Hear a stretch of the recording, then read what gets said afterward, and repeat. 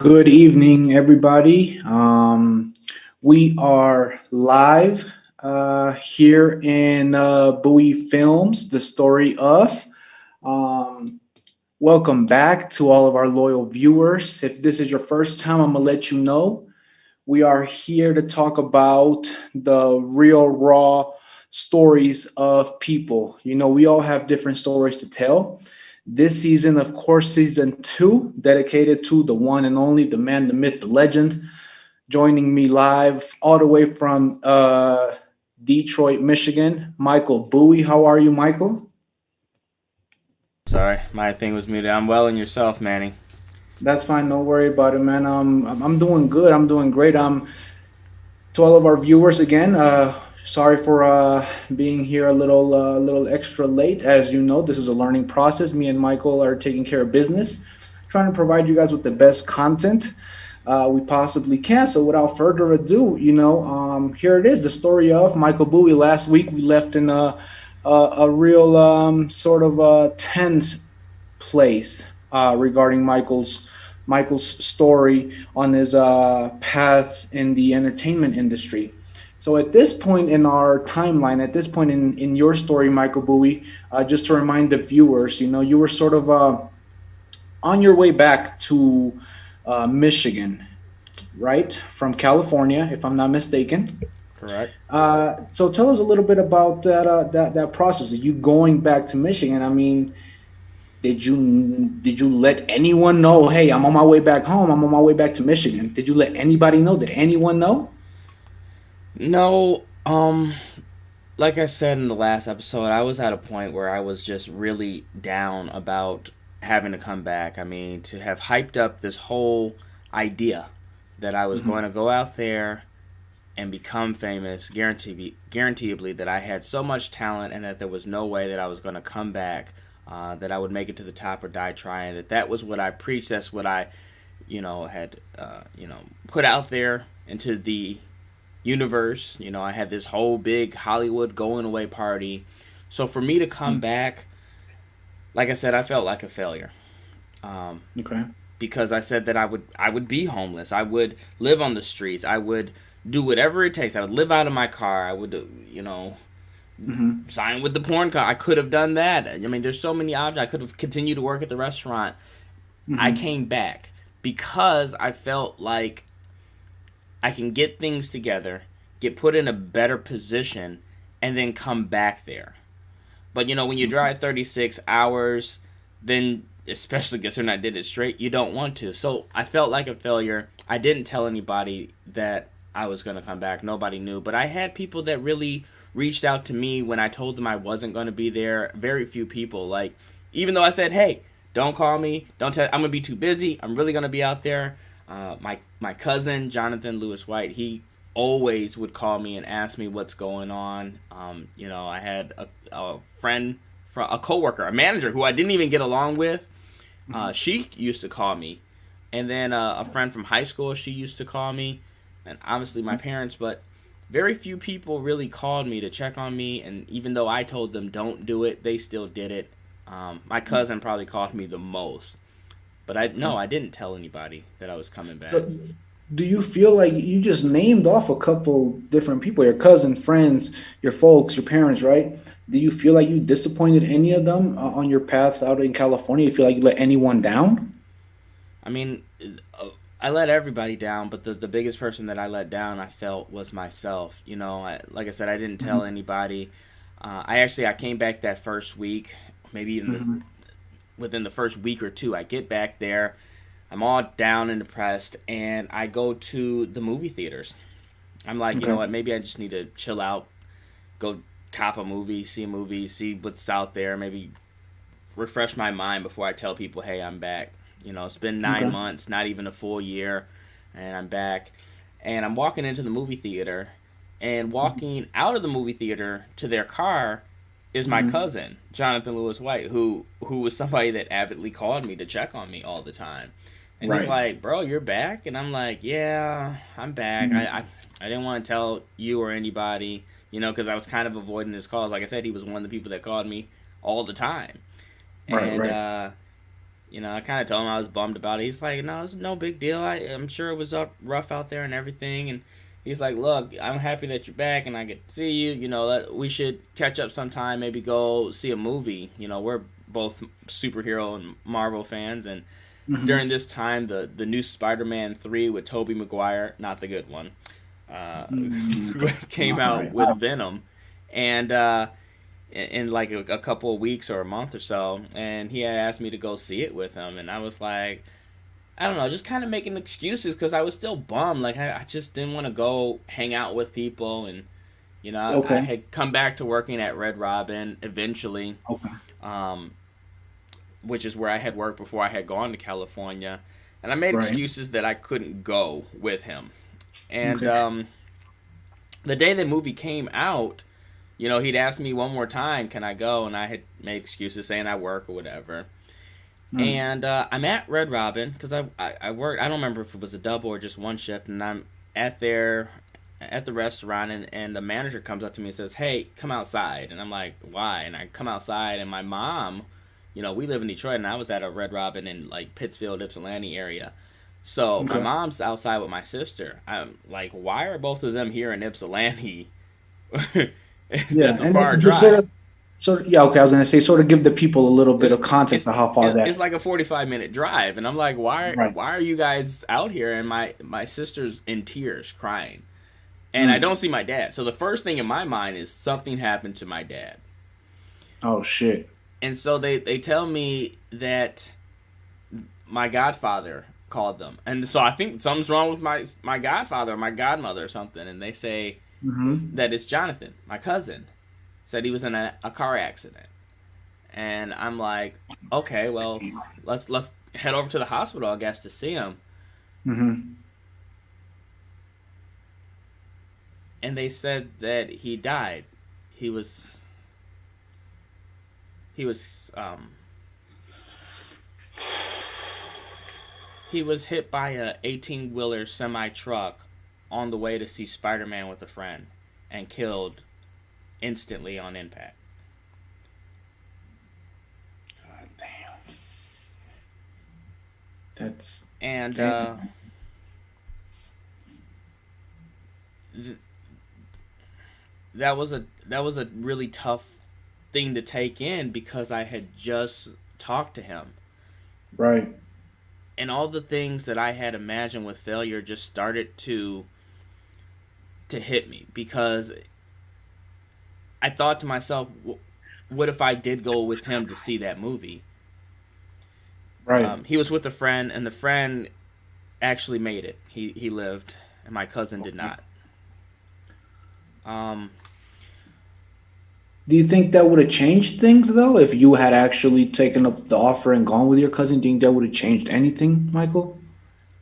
well, here's the thing, and I've said it in many prior episodes, is that you miss one traffic light Hmm. and your entire life changes. Whatever he was doing that day, if he would have headed out the door and said, "Oh shit, I forgot my wallet," and went back to get his wallet, that would have changed Yeah. him being there at that time of that truck running that light and hitting him. If I would have Right. called him and maybe had a 2 minute conversation, 1 minute conversation, 30-second conversation, that would have changed his entire life. If I would have went with him and maybe I was running late, Hmm. that could have changed it. Or I was with him and something happened to me. Right. Yeah.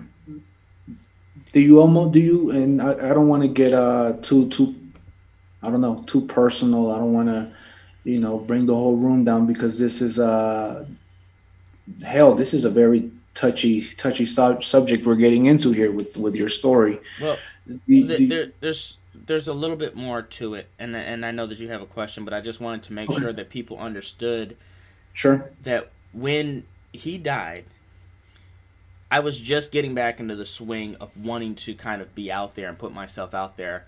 Yeah, I had been inspired by things in California, like talking with Dion Cole and Lou Nell about stand up, and Hmm. the story I told about being at the Laugh Factory and being Marquita an opening act to Damon Wayans and Dane Cook, and so this was my point that I had already before he was killed, this was a point where I was going to do stand up way before this had happened. And so I think it was a couple of days before the funeral, I was set to go up and actually perform stand up comedy. My first set ever, I was set to go up there and perform. And it was a sold out crowd. I would say maybe of, I don't know, like 180 people inside this club. People were standing. There were so many people there. And I went there, and I have to go there and make a room full of people laugh a day or two before the funeral of my cousin. After that kind of tragic event. And, needless to say, I mean, I went there and I killed the set. I had them all dying laughing. And, I ended every show for 10 years, maybe plus, of ending my show with a dedication to him. Oh wow. And Okay. so that was just something that marked a moment in my life, to give back to somebody that was there for me, to end as a memoriam to him, and so many other things that I did in his honor and his name. Um, so, No, thank you for sharing that. Definitely, and again, I don't want to bring you down or anybody watching this. I mean, this is a almost like a learning experience, as I said at the beginning of the show. Where we tell people's real stories. So this is as real as it gets. I feel like, and I just wanted to briefly ask you. You just mentioned you had to go up on stage to perform stand-up comedy a couple of days before your cousin's funeral. Aside from that, and I mean, I feel like comedy is almost like a way to express and relieve pain. Would you agree with me on that? oh sure, comedians, we express laughter through tragedy and drama, the things that are moments in our life, negative moments that bring us down. We make light of it, not just as our placebo to healing, as a form of laughing, but to do that also for other people who either can relate, or just in general, for the people to laugh. So yes. Okay. So my question to you is, aside from your stand-up routine, which you mentioned you did that over 10 years, right? Hmm. Aside from your stand-up routine, how did you process your cousin's untimely demise? I mean, right now hearing you talk about it, I mean, I can see that it's still a little like a fresh wound for you. It's something that's still very, very real for you to talk about. So how did you deal with that? I mean, it must have been something like you were really busy with your stand up, and maybe you can tell us a little bit forward other things you were working on, but how did you deal with that yourself as somebody on the personal level, your cousin? How did you deal with that aside from doing stand up? I mean, like I said, stand up was and is a form of, for comedians, our way of healing Okay. ourselves and healing others. And I wouldn't, it is a touchy subject. Anybody that has lost somebody that's important to them is a touchy subject, because when they're gone, they're gone. But this one hits hard because I can't even imagine if I would have went, or how what I could have done to stop. And I know that his brother and sister say that it's not my fault. I could not have changed the timeline, and don't blame myself and everything. But Okay. there are so many different things that run through my mind as that kind of brings me down. So the best that I can do is just make it a memoriam to him through all the things that I have done, and that I continue to do. He inspired me while I was out there to keep going, because without the phone calls, I would not have made it. So to have come back and felt like a failure, he also became, through his passing, the inspiration for me to continue pushing on, even here in Michigan. Okay. Okay, and I guess this is a good segue for my next question, which I sort of mentioned earlier. So, what other things aside from stand up were you doing? I mean, you just said that he inspired really everything and most of the things you were doing back in Michigan. So, what other things aside from stand up were you doing in Michigan? So, so I got into a lot of different things. I Okay. said, why do I have to be in California to do all these amazing things to build a resume? Why can't I do them here? I ended up taking a class at Second City, which Second City is a big name, um, like an improv company where probably the biggest names of individuals that get onto Saturday Night Live and Mad TV would Oh, go and take classes at Second City. So I got really heavily involved with stand up and performing constantly. I was performing 4 or 5 nights a week every single week for about 3 or 4 years straight out of that 10. I started to cut down when jobs started to become a heavy part of my life to making money and everything.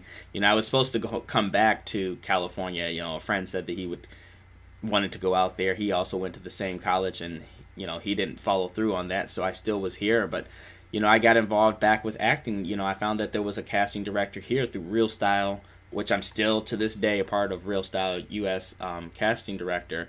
And I've done a lot of movies, TV shows, and commercials here. Batman versus Superman. I did a movie called Stone, the pickle recipe. I did a Nike commercial at Ford Field. I've done a lot of different work. The movie or TV show called The Detroiters. Here, do that. It even so much inspired me with stand up. I went as far to going and auditioning for America's Got Talent. Now, I don't know if you know what that show is, but it's an American made show which they have, transferred different versions of it over into different countries and everything. And so yeah. I auditioned. I did an audition tape, which, man, that was so long ago. Back when I didn't shave my head and everything. Okay. And I auditioned twice for America's Got Talent for Detroit and for Chicago, and I drove out to Chicago to kind of do that there, and that was to me one of the greatest experiences. To be in line. I took footage of it with my phone, just standing in line with all the people that were there waiting, and the experience, all the lights and everything, and it was such a great experience. There were so many talented people I can't even describe to you. The room was just filled of all kinds singers and actors and dancers and comedians and everything else. I even ran into a lot of comedian friends that I had performed with over that 10 years. Or out of that 10 years, however long it was when I had gone up there to perform, I ran into them there. So it was such a great moment, I think, for me to do stand up, to still be involved with movies, to still kind of be doing what I love doing. I even started doing stuff like comedic sketches and stuff. So it was a huge part of my life. Those were a lot of the things that I got involved with and did. Can you sort of elaborate a little bit on your experience with America's Got Talent? What did you do for them? How did it go? Were you nervous? Was it a different experience from everything else you've done in Oh, your life up until this point? it was definitely a different experience. This is television where you can't use vulgarity, and I am an offensive insult comedian. So I'm going up there and dropping f bombs and saying all kinds of crazy offensive stuff. And to audition for America's Got Talent, I had to find a way to make it clean. I went through my joke book several times just trying to find a clean joke, and there was literally nothing in there. So I just said, "Fuck it," let me just find some of the bad jokes and find a way to clean them up. And so, it was a different experience because it wasn't the kind of comedy that I went, and it was so nerve wracking. I remember going into the audition. You're there all day from morning to the afternoon because there's so many people that have to get through, and it's a process, and they want to film footage that they can use for the show. And I finally get into the audition room, and it was different both times. It was different how the experience was when I went to Chicago to audition, and it's different than when I went and auditioned in Detroit. But the first time was in Chicago, and when I went there, I remember going into the room, and they had 20 other people that are in the room, and they're watching me while I'm auditioning with no microphone in front of these three people. And I just wanted to show this because I actually have my number from I put it on construction paper. I Yeah, have yeah, one from Detroit and one from Chicago. I think this is the one from Chicago. But I go in the room in front of 3 people who literally aren't laughing at any of the jokes because they literally have to be stone faced and not give away their thoughts on if they like you or not. So I don't oh, have a mic, which is our tool as a comedian. sure. The people that are in the room that also, because there's other people that are watching me that also are going to audition. So there's like 20 of us. So one goes up and auditions, goes back and sits down while they're watching everybody come up and audition. But the people that are in the room, they have to be silent. They can't say anything during your audition, so they can't even laugh. Mm, So it's just like performing in an empty fucking room. yeah. It was rough. It was a crazy experience, but I feel like those crazy experiences are things that just make you stronger. Okay.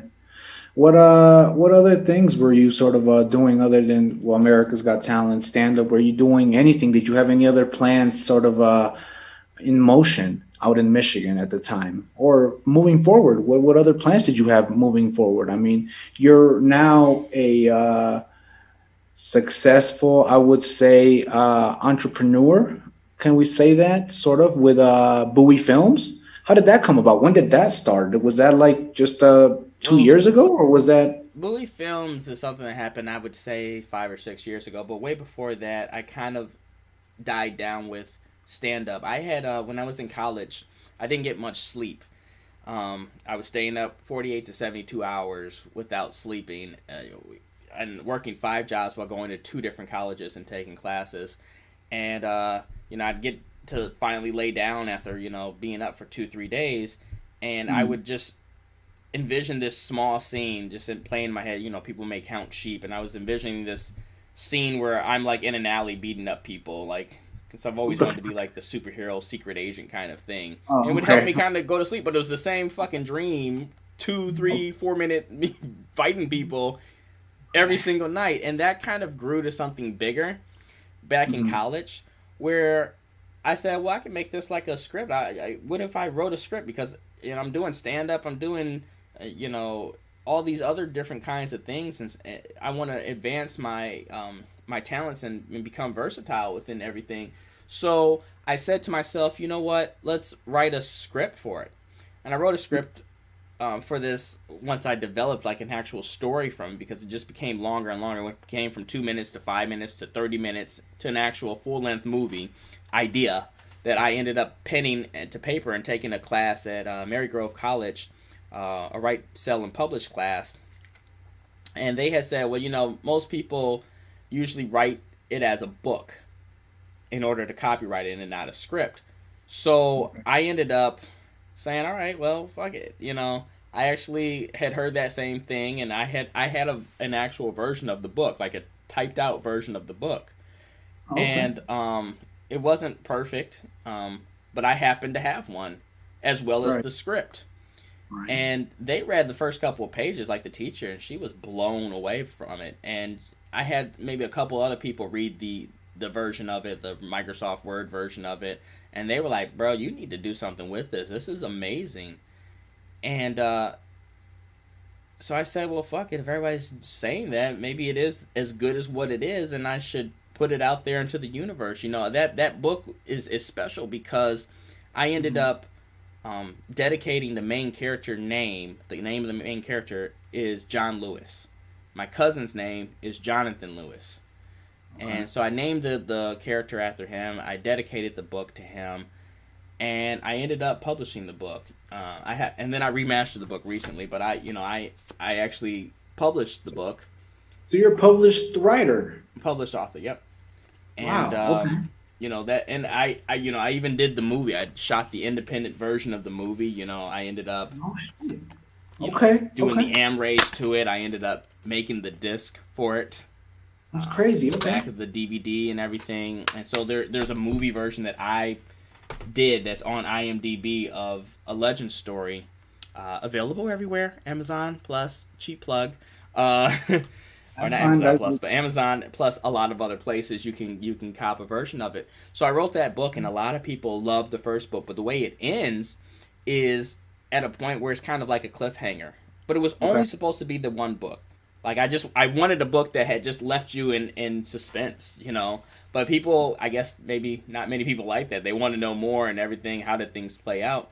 And so they asked me, you know, after much time that this took me to write the book, what happened? You should write another one to continue the saga. I was like, I can't dream anymore. I don't know what else to dream up, you know, to make more of this. But I said, Okay. you know what? I was just inspired because it took so much with that first book. I said, Mhm. all right, this is what I'll do. This took me so long just to do this first book, the movie, so many years that I was down from stand up. I said, I will write the second book in 1 year and publish it. And the following year, I will write the third book and publish it. And I did. Okay. So I'm not just a published author of one book, I'm a published author currently of three books. Okay. Um, a Legend Story, A Legend Continues, and A Legend Ends. And each of Okay. those books play a huge portion in my life, like the first one that's Mhm. dedicated to my cousin. The second one is dedicated to a close friend of mine, my best friend from high school. His name's Martin Anderson, and Martin James Anderson. And there's a character inside the second book named James Anderson, and Okay. named after him. The book's dedicated to him because he also he was murdered. Actually, he was a Marine, and I don't want to go into why because the case is not solved, and there's Yeah. speculation. They know who did it, but I don't think anything's going to happen to the people. I mean, he was caught on camera. They say it's unsolved, but there's some dirty people, Yeah. we'll say. And Yeah. he was murdered. 12 people ran up on him in Detroit and shot and killed him. The fuck. And Wow. that was a tough one. My Yeah. best friend from high school, who also was somebody who came and supported me with stand up, had been a huge part of my life, you know, through all of this, and supporter, murdered. Yeah. Okay. Um, Um. No, go ahead. I don't want to no, interrupt you. I was just going to say that's just what I've done. I mean, the third book is dedicated to my grandma because she was somebody that always spoke highly of me, and a character's named to her. But my whole life, Okay. I've just been surrounded by death and misfortune, being in the wrong place at the wrong time, and just having so much on me um, Yeah. in my story to tell. I've lost people to Definitely. overdoses, to murder, suicide, you name it. Right. Definitely. And I think that's something coming from Detroit, a lot of people can relate to. Unfortunately, I want to ask, how does this differentiate? You know, you writing, you going from stand up to acting, or maybe from acting to stand up to being a published author. How does this all differentiate? I mean, is there like was it easy for you to go from stand up to acting to writing the books, or was this something like you had to completely change the game? I mean, earlier you mentioned about America's Got Talent and how you had to change up your material. You had to literally change up your material, and that must have been tough. So, how was this transition from stand up to writing a series of three books? You're a published author. I mean, you obviously did it, but how was that transition? How did you do that?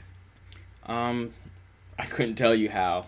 You know, I've always been somebody from working the 4 or 5 jobs inside of college and taking classes between two different universities, or a college and a community college. I'm just used to taking on a lot of that stuff from, you know, being out in California and taking on a lot of different movies and TV shows and driving around and doing a whole bunch of stuff. And even coming back, I was at a point in my life where I was working 4 or 5 jobs while still trying to do all of these different things and perform and write books and everything. And it's just impossible. There's not enough time in the day to complete all of it, and it's just a lot of wear and tear on you in general to be able to try and do that. And in terms of comedy, to answer your question, I want to be one of the greats, not just inside of the movie industry and acting, which I don't think is going to happen. I think I have a better chance just because of how difficult it is in the acting industry, because I am a really good actor and improver. but I also am a really good writer and director and stand up comic. But I want to be, if not a great actor, I want to be one of the best comedians. And so I've spent a lot of time, even in that 10 years plus, to perfect that. You know, I'm an offensive insult comic, but I wanted to become good at having dirty humor. So I wrote dirty jokes. I want to be good at one-liners, so I wrote one-liners. I want to be good at storytelling, so I wrote story jokes. You know, I tested my ability in front of all kinds of audiences, and in 10 years, and this is something I'm proud of. It's not really a cocky thing for me. In 10 years plus, I only had about 2 or 3 bad shows. You know, every comedian experiences a bad set. It's inevitable. I don't give a fuck how good you are. Dave Chappelle was booed off the Apollo. You know, however good you are Yeah. as a comedian, you still experience a bad set. And I had about 2 or 3 of them in my life. When you say bad shows, so you were booed off stage or something? You I just wasn't booed off stage. I've never been booed off stage, but just a bad set. It just didn't go as well as you think. When you go up, you don't know how the audience is going to take it. And my bad sets weren't based on my material ever. Like one of my bad shows, I used to always. Um, I got some friends into doing stand up, and I would go up and we would always drink. I even, looking at a lot of the famous comedians, I've seen them smoke on stage. I've never really smoked until I started smoking cigarettes on stage. This was back when you can smoke in buildings and everything. That shows my age. But, that I used to do that, and I had got it so intoxicated I forgot some of my jokes. We used to also, some of my friends that I got into it, we used to sit around in a circle, and I know that this is going to explain to you our relationship. okay. Before each show, I got a couple of friends that I worked with at Red Robin to doing stand up, and I would show some of their footage, but they're actually a married couple with kids now too. They were friends back then, but Okay. I got them into stand up, and we would literally come up there, and some of his boys that were friends of mine, we would stand around in the circle before my show and just talk shit about each other, roasting each other. Talking your shoes, your clothes, your hair, how old you are, you're black, you're white, you're Jewish, you're short, you're tall, you're skinny, you're fat. Literally roasting each other round table and just preparing. It was like a ritual. And I know that, when I met you within this time of coming back home for all that time. And I know that you and I, we roast each other. And you've even seen, for those watching, him and I might jab each other. I'll talk jokes about him being a Mexican or being short or anything else. And he'll hit me with black jokes or skinny jokes or whatever. His jokes aren't funny, but no, I'm not gonna talk about it because then I have to talk about yours. But Okay. anyway, Yeah, go ahead. that literally just it upped the ante. It made me better as a comic, faster, wittier, just able to do a lot of stuff. And I completely forgot about some of these other things. I actually had an internship with MTV for a TV show called G's to Gents to G's to Gents or something like that. It's so long ago. Not familiar with that one. Yeah, it was like thugs that they were trying to turn into gentlemen Okay. on MTV. But I had so many different opportunities coming back here,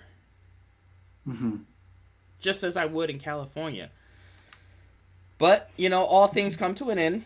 The governor scrapped the tax incentive of movies, that movie industries were taking advantage of to come here and film. And so the movie industry started to die here.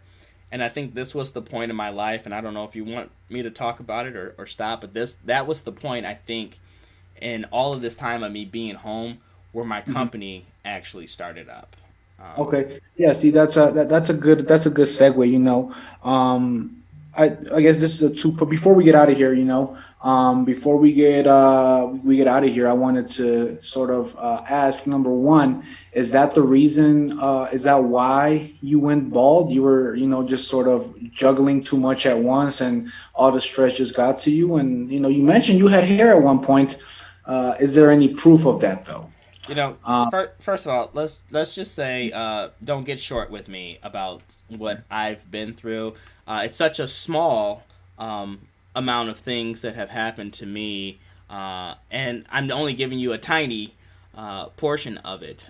So we'll just throw that out there. You know what? Are we good? Are we good? Yeah, that's the best comeback. We'll move forward though. Okay, so yeah, if you could just tell us a little bit, just to give us a little insight, definitely save some for next episode. But just how did Bowie Films start? I mean, for those of you watching, we're live on Bowie Films right now. If you don't know, you won't know, so I'm gonna let you know. This is Michael Bowie himself. This is Bowie Films. How did Bowie Films come about?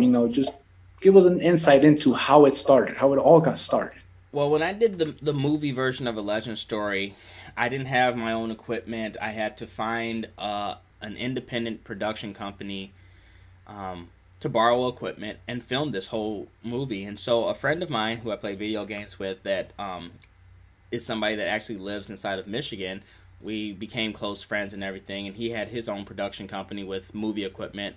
And I asked him if he would help sponsor it. I would, it would be through his company, Frozen One Productions, and that's still up and running. And he would be the main independent company that was filming this and providing music and everything else. So when he did that, it kind of, I wanted to have several different places that I had worked with, and so I was like, well, let me come up with a name for my company too, but it'd be a smaller name or something.